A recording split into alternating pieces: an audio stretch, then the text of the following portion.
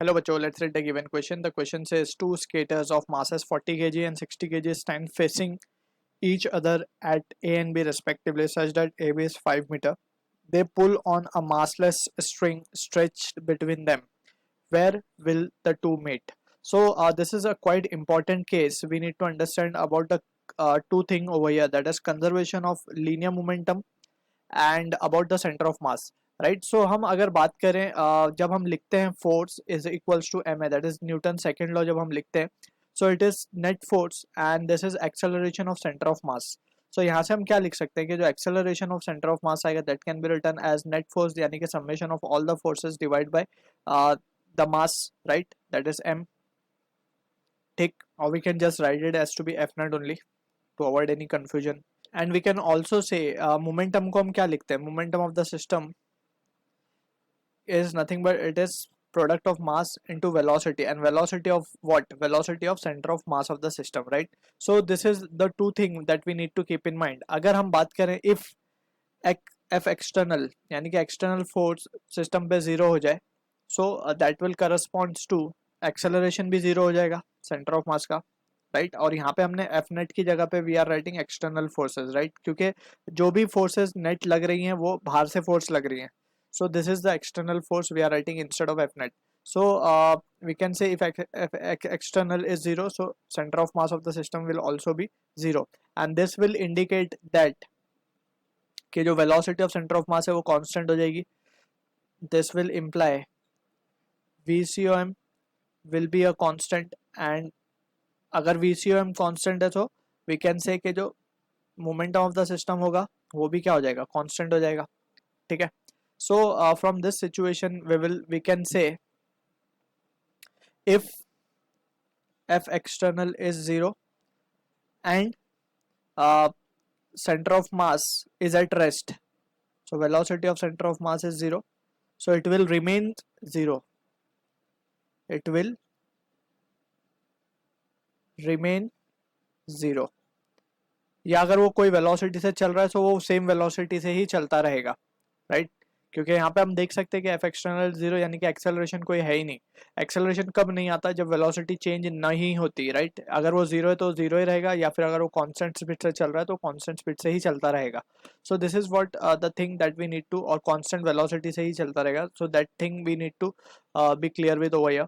अब इसी को यूज करते हुए will try to analyse the question. यहाँ पे हमें दो स्केटर्स गिवन है ए एंड बी पे खड़े, and they are stretching a massless string, right. So वो स्ट्रिंग पकड़ के खींच रहे हैं ये लोग. सो यहाँ पे we can say this is 60 kg and this is 40 kg.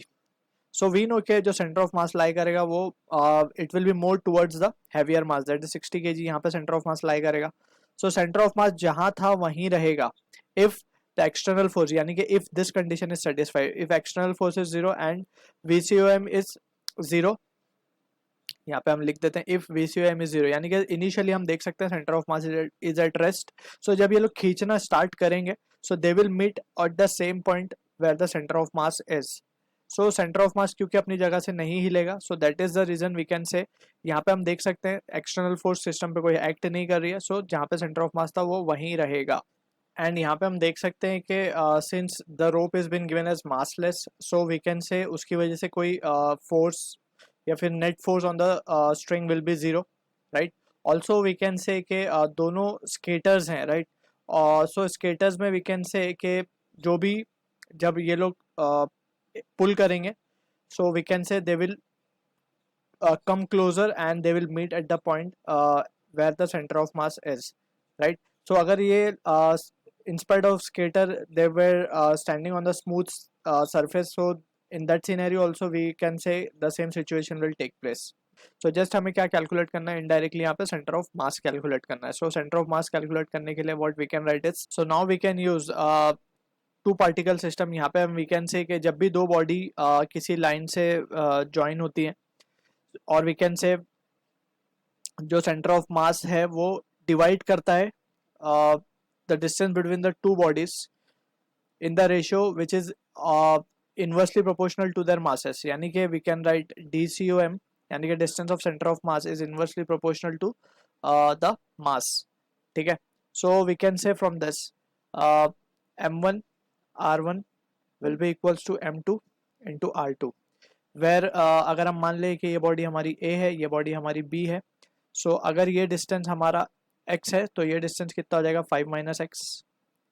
Clear है, यानी कि r2 भी है हमारे पास, सो we can say m1 is been given as 40 into r1 is x and that is equals to 60 into r2 हमारे पास given है 5 minus x. सो इसको जब हम सॉल्व करेंगे सो ये आ जाएगा 40x will be equals to 300 minus 60x, सो ये हो जाएगा x की वैल्यू हमारे पास आ जाएगी 3 meters. So from A it is they will meet at 3 meter and from B they will meet at 2 meters. So this is the answer to the question and यहाँ पे हम लिख देते हैं from A. So this is the answer to the question. I hope you understood the solution. All the best.